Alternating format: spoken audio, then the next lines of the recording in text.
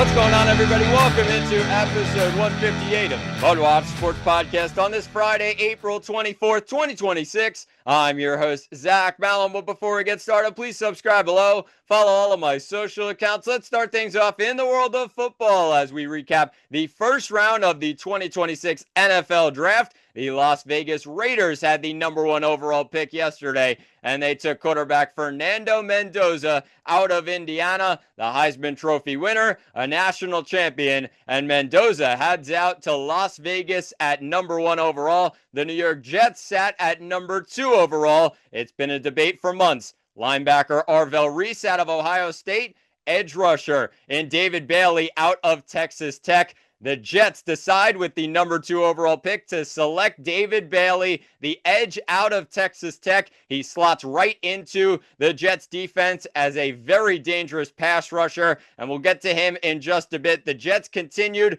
to move on in round one. They stayed where they were at number 16 overall, the pick they acquired from the Colts in the Sauce Gardner trade. They select Kenyon Sadiq at number 16, the tight end out of Oregon, a freak athlete, and we'll talk about him in just a bit as well. They then move back into the first round. Later on, pick 30, the Jets trade a couple of picks to the San Francisco 49ers. They traded number 33, which was the first pick in round number 2, which would have been the first pick tonight. They end up trading that to move back into the first round along with a fifth rounder.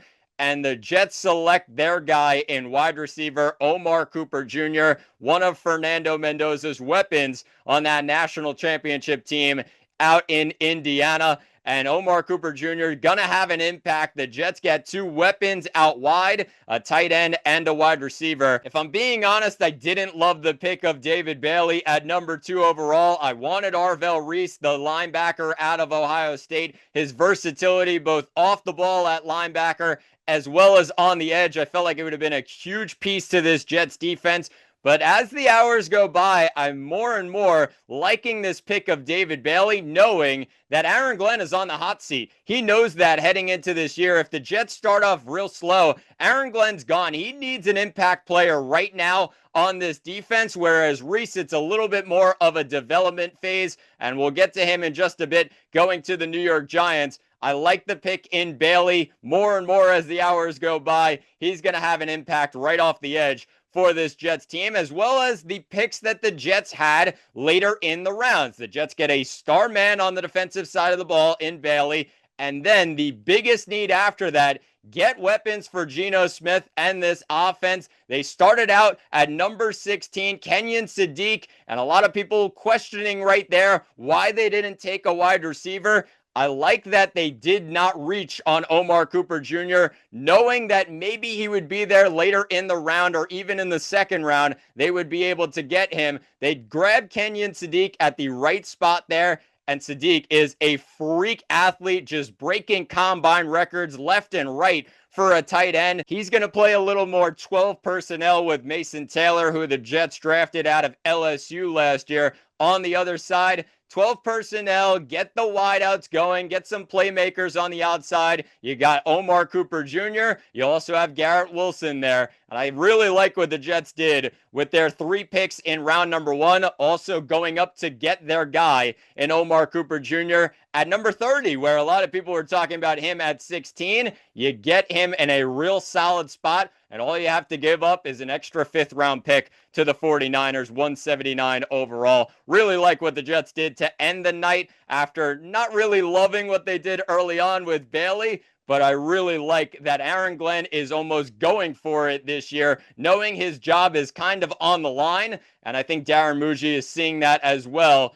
saying, all right, here we go. This is the guy that's going to step in right now, right here, and going to really have an impact on the defensive end for this Jets team. And I really like what the Jets did. They still have a couple of more picks to go. They have 2 4th rounders, 2 7th rounders, but it all starts with tonight, where they have 1 2nd round pick still. And that's going to be an interesting one. At number 44 overall, what will the Jets do? They still have a need at quarterback. They still have a need on the offensive line. Maybe they grab another corner as well if if one of those guys drops, a big guy on the board right now is Colton Hood out of Tennessee. Will he still be on the board at 44? Probably not, but if he is, I think that's a perfect pick for the New York Jets. So really like what the Jets did with round number 1, and we'll see what happens as they continue on in the 2026 NFL Draft. But on the other side of New York, the New York Giants also had a pretty solid first round of the 2026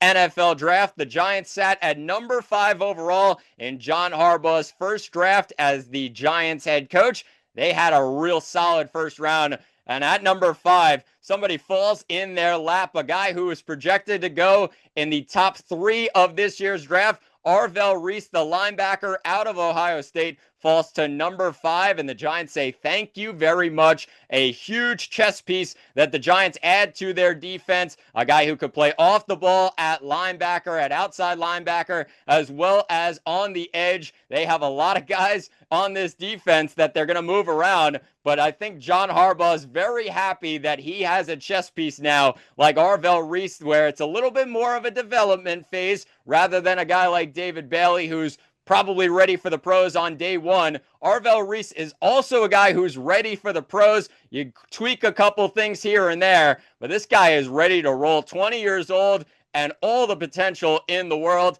He has a real bright future ahead of him, and the Giants adding him with the coaching staff that John Harbaugh brought in for this defense, I think Arvell Reese is going to be a heck of a player. And what a steal the New York Giants get at number 5, getting Arvell Reese, who I don't think anybody thought he was going to be there at number 5. They end up grabbing him right there and then, and he falls in their lap. Great pick for the New York Giants. They continued on in round number 1. They end up looking at number 10. And I think a lot of Giants fans heading into round 1 wanted a wide receiver opposite Malik Nabers heading into this upcoming season.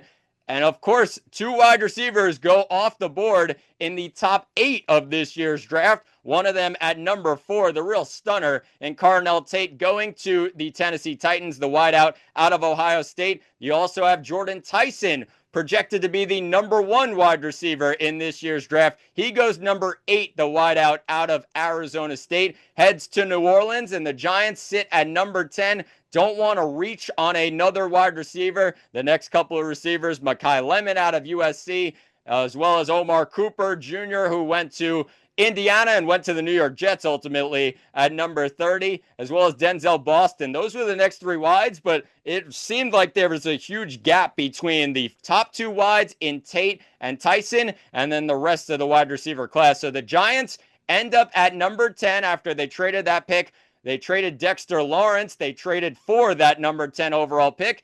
They take Francis Mauigoa, the offensive tackle out of Miami. A great pick for the Giants offensive line, and a guy who, yes, has some back concerns heading into this upcoming year, but it's a guy who they can slot in at right guard right next to Jermaine Illuminor, who's probably going to play right tackle. The Giants have a set offensive line and a bunch of monsters that it's beefed up to protect Jackson Dart as well as Cam Skattebo in that backfield. That's exactly what the Giants wanted, and that's the smash mouth type of football that John Harbaugh and this offense wants to play. Francis Mauigoa, a real talented tackle out of Miami, a real impact player, and he is just an absolute behemoth of a human being. His pro comp right now on ESPN is Darnell Wright. I think this guy can be one of the best offensive guards, offensive tackles, wherever they play him, one of the best offensive linemen in football.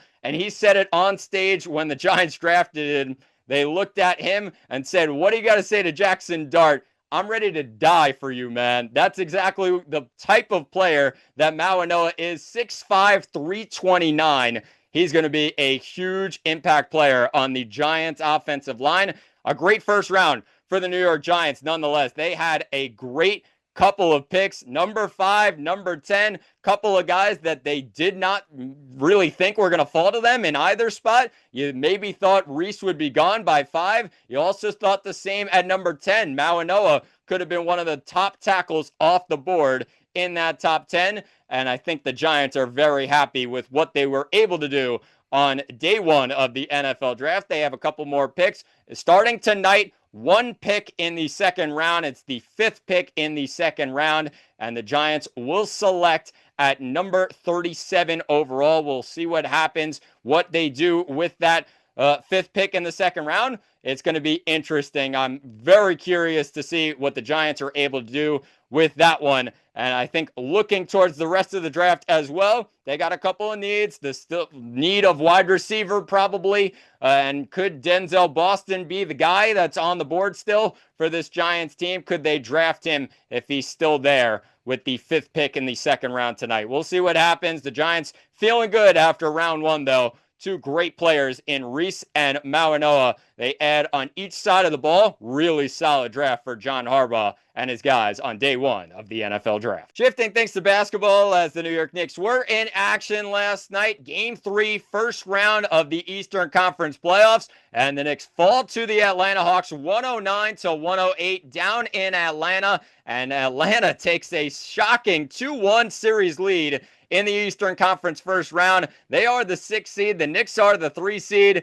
Nobody really saw this one coming early on, but I did talk about it a week ago, saying at the start of this series, if the Hawks were able to grab a game at MSG, this series was on, because Atlanta would not bow down once they headed back home, and that's exactly what they didn't do, was bow down to this Knicks team. Great stuff once again by the 2 star players on Atlanta in Jalen Johnson as well as CJ McCollum. Both continue to have an impact in this series, not really shooting the ball particularly well. They only shot 45% from the field, the Hawks did overall, and 39% from deep, but they had 13 threes, 2 of them each for Jalen Johnson and CJ McCollum. Johnson had 24 points, 10 rebounds, 8 assists in the game, a couple of steals and a block. McCollum also having an impact with 23 points, 5 rebounds, an assist, 2 steals, 2 blocks.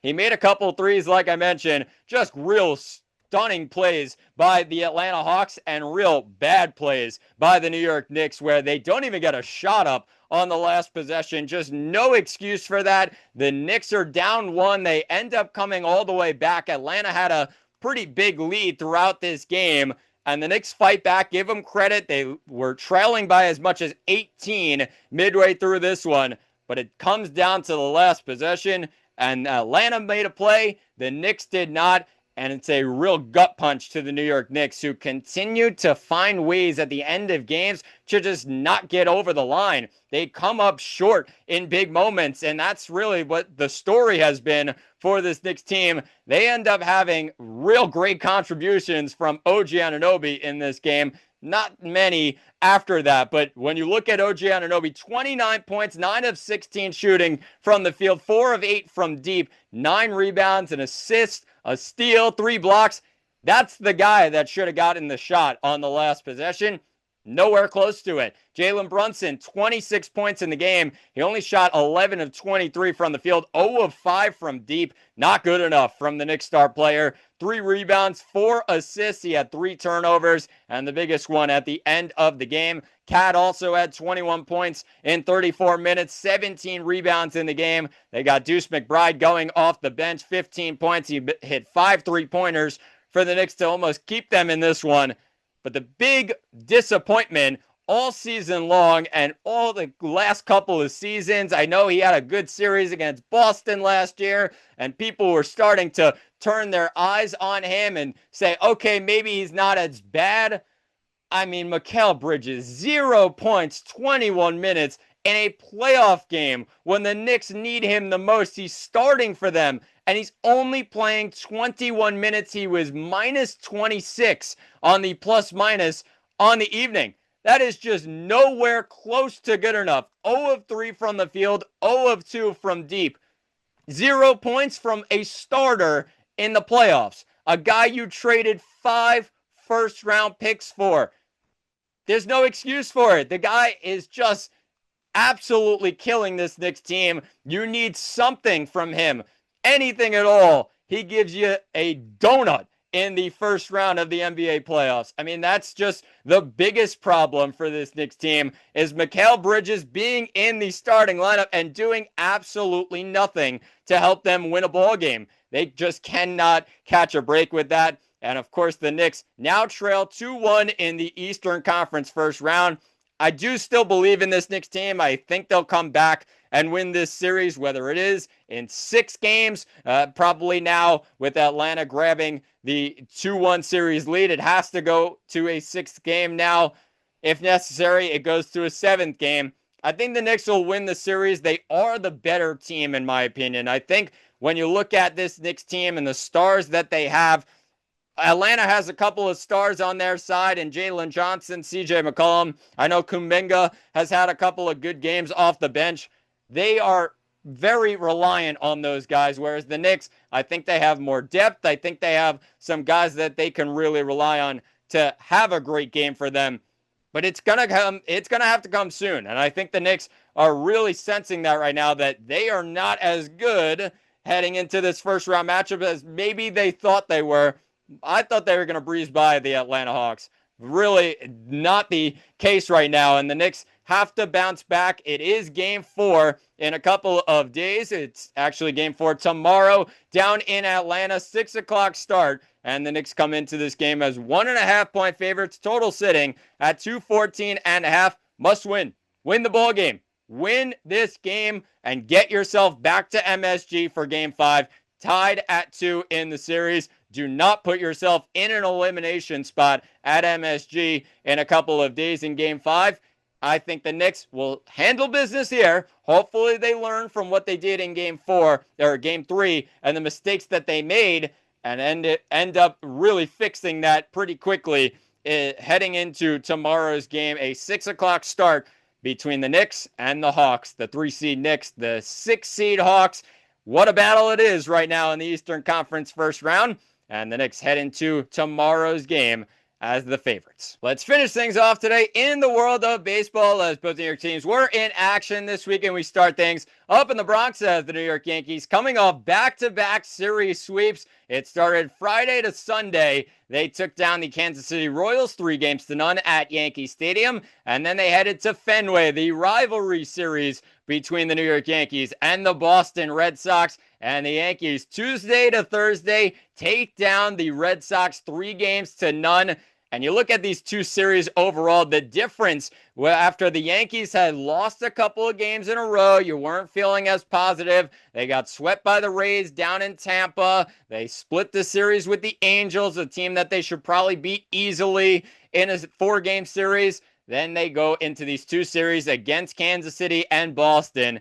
And you got to give all the credit in the world to this Yankees pitching staff, because they are by far one of the best, if not the best, in all of baseball. Just dominant stuff all over the place. You look at these series, and it starts with the Kansas City series, where the Yankees allowed 2 runs in game 1, and then they allowed 4 runs in game 2 with Will Warren on the mound. Then they shut out the Royals in game 3, 7-0 with Ryan Weathers on the mound. And then you head into Tuesday, Wednesday, Thursday, Heel, Fried, Schlittler, and the Yankees allowed just 3 runs in 3 games up at Fenway with all the noise, with the rivalry series, everything you want. The Yankees locked things down on the mound in this one, and it started on Tuesday. Luis Gil got the start for the Yankees in this one. It was Connolly early on the other side for Boston. And give Luis Gil credit, a guy who did not have a good couple of games to start the year after coming off the injured list for this Yankees team. Really, really dominant stuff in this game. 6 1/3 innings pitched, 2 hits allowed, no runs with 3 walks and 2 Ks. Didn't have the strikeout stuff, but worked around it. Walked a couple batters, no problem. Only 2 hits allowed in the game. He goes 6 1/3. And give him credit, because he really locked things down, while the Yankee offense, a little quiet. They had Giancarlo Stanton started off with a solo shot, into left field over the monster, way over the monster in the 2nd inning. And then it was Stanton again. It took till the 6th inning for the Yankees to really lock things down. And Stanton hit a 2-run double off the monster in center. Grichuk added an RBI double in the top of the 8th. The Yankees had a 3-0 lead when Heel left the mound. Really good stuff from Heel on the day. He gets the win. 1-1 on the year now. Great stuff from him. And mentioned Giancarlo Stanton having an impact, of course, on the score sheet. He goes 2 for 4 in the game and ends up hitting the solo bomb over the monster, hits the 2-run double. Really playing well right now for this Yankees team. That's just what Giancarlo Stanton does, whether it's April, September, October. If he's healthy, you're going to get peak Giancarlo Stanton, and that's what the Yankees are getting right now with Stanton, the impact player in that Yankee lineup. They ended up going into Wednesday's game. Max Fried on the mound. Tough pitching matchup. Ranger Suarez on the other side.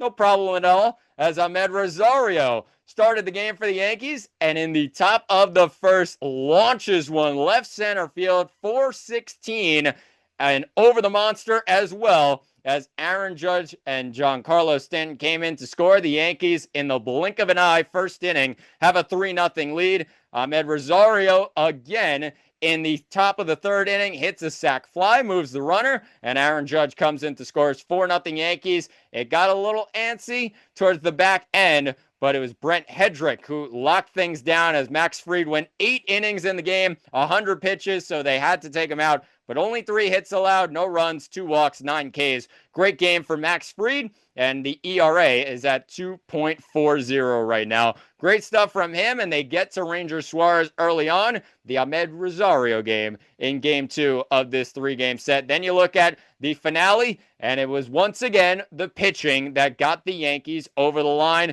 It did not start off great. The Red Sox chipped away, and it was Meyer who ended up getting an RBI double to give the Red Sox a 1-0 lead in the bottom of the second. Jazz Chisholm responded with a home run into right in the top of the fifth to tie the game at 1. Added on to it, the Red Sox did, with Narvaez hitting a solo shot into left center. But then the Yankees in the 7th inning just got some runners on, got some traffic on the bases, and they end up getting to the Boston bullpen. Cody Bellinger hits a 2-run single to give the Yankees a 3-2 lead. They end up getting another single from Aaron Judge. Caballero scored on an error, and the Yankees ended up taking a 4-2 lead. That's how it finished. David Bednar comes in for the save. Doesn't allow a hit. Doesn't strike out a batter. Doesn't matter. 4-2 Yankees win, and they sweep back-to-back series. Great stuff right now for the Yankees. 6-game win streak.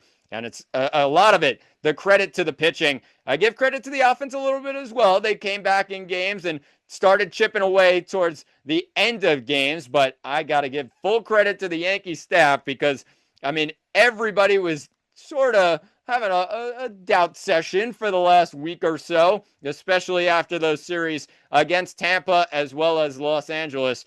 But everybody's really silent now when it comes to this Yankees rotation, and great stuff from them after 2 series sweeps against the Royals and the Red Sox. The Yankees back in action tonight down in Houston, an 8-10 start as the rivalry series continues and the road trip continues for this Yankees team. They take on a Houston team. 8-10 tonight. Will Warren gets the ball for the Yankees. Lance McCullers Jr. gets the ball for the Astros. And the Astros have not been good this year. The Yankees want to do exactly what they did to the Boston Red Sox. Do that against the Houston Astros. Astros 10-16 this year, and the Yankees need to take advantage of a bad baseball team down in Houston. So the Yankees, best team in the American League right now, 16-9 record, continue to roll as Will Warren gets the ball 2-0 on the year, 2.49 ERA heading into this matchup against Houston later tonight. But let's shift things to the other side of New York, as the New York Mets were also in action this week.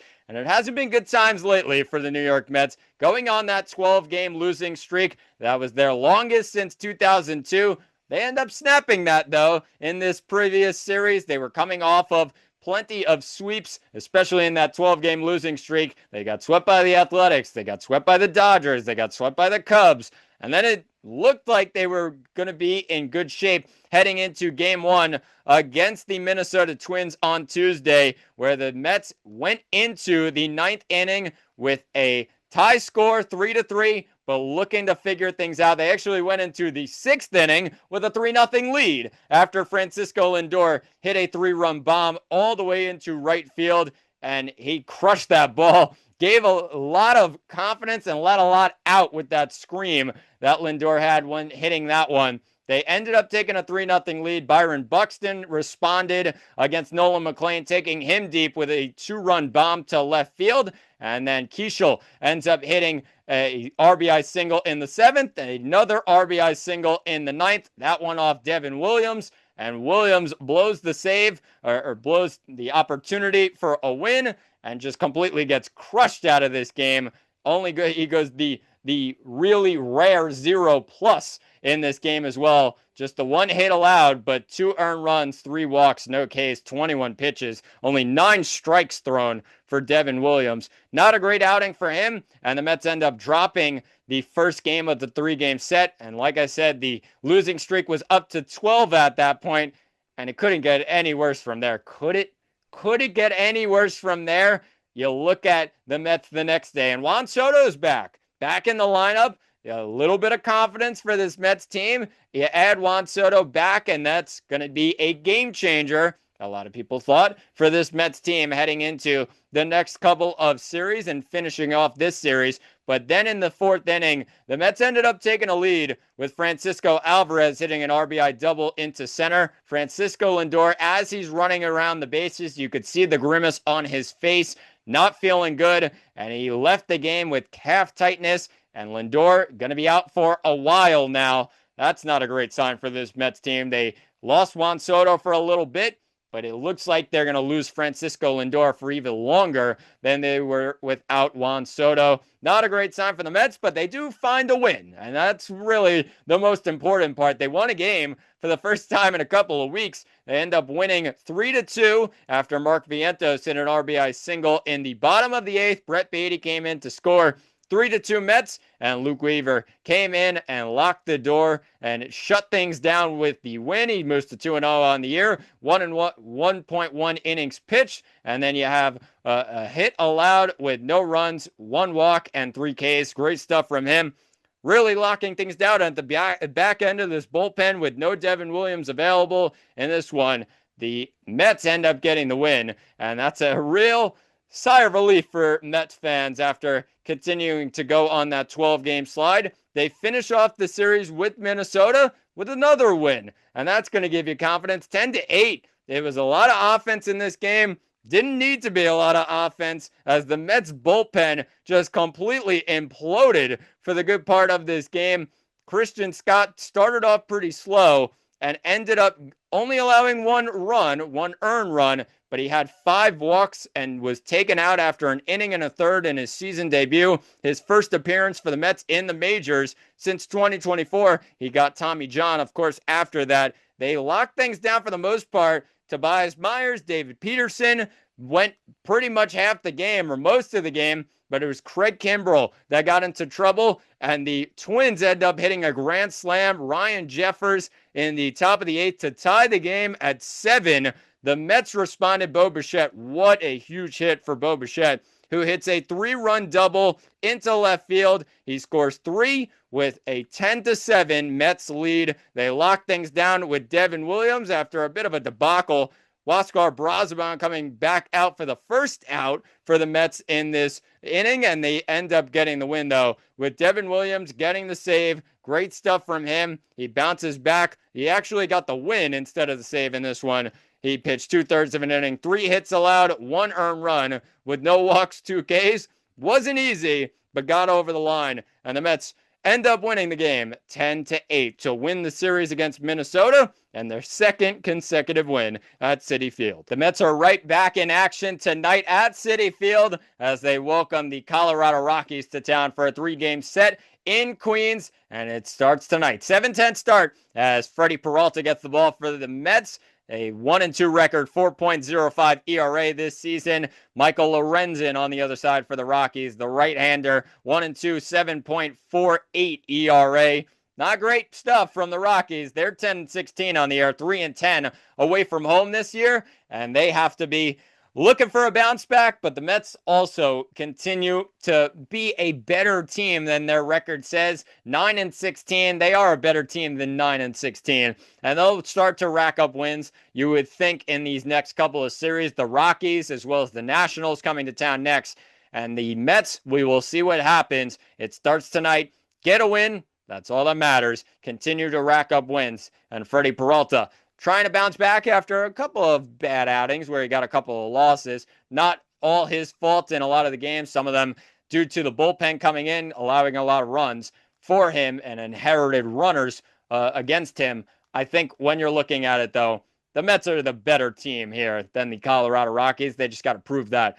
Like they did against the Minnesota Twins, continue to win games and start to turn this season around. That's what you're looking for, but it all starts tonight, 7:10 start as the Mets take on the Rockies at Citi Field. But that will do it for episode 158 of the MudWatch Sports Podcast. Please subscribe below. I've been Zach Malamuth. Thanks for watching, and talk to you all on Monday.